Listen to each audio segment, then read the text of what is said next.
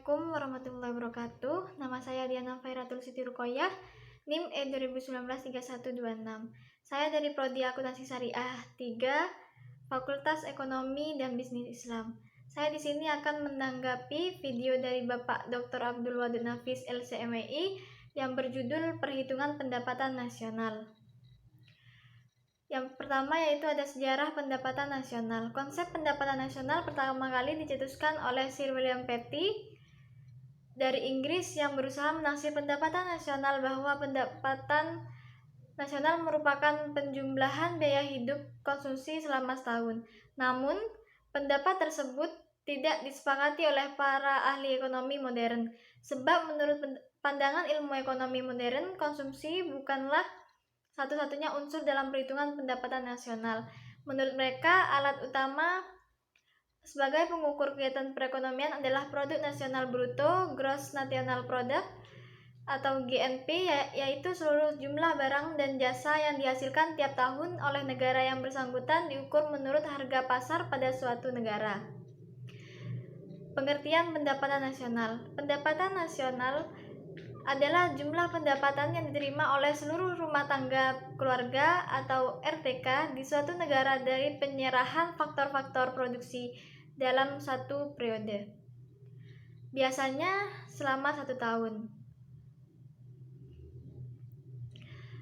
Konsep pendapatan nasional. Berikut adalah beberapa konsep pendapatan nasional. Yang pertama yaitu Produk Domestik Bruto.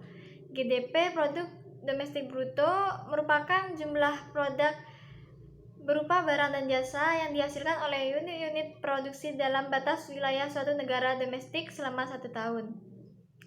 Dalam perhitungan GDP ini termasuk juga hasil produksi barang dan jasa yang dihasilkan oleh perusahaan atau orang asing yang beroperasi di wilayah negara yang bersangkutan.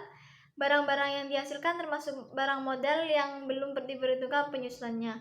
Karenanya jumlah yang didapatkan dari GDP dianggap bersifat bruto atau kotor.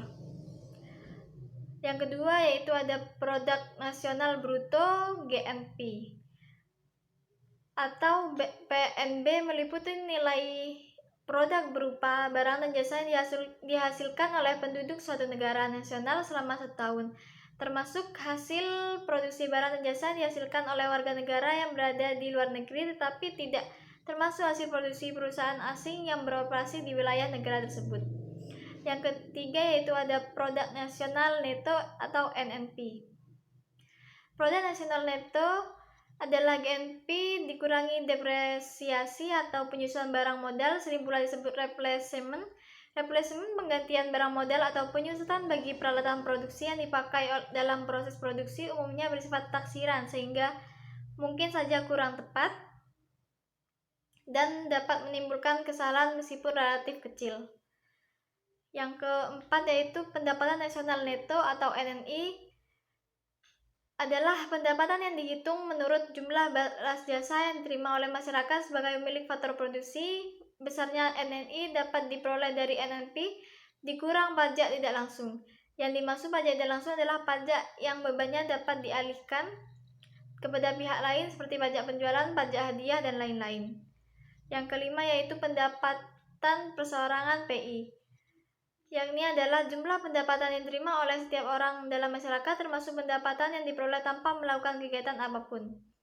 Pendapatan perseorangan juga menghitung pembayaran transfer payment.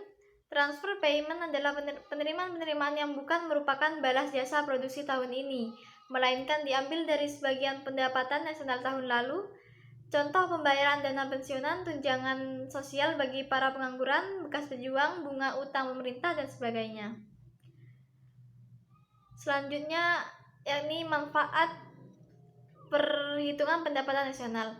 Pada dasarnya, menghitung pendapatan nasional memiliki manfaat mengetahui perkembangan suatu negara, terutama dari faktor ekonomi.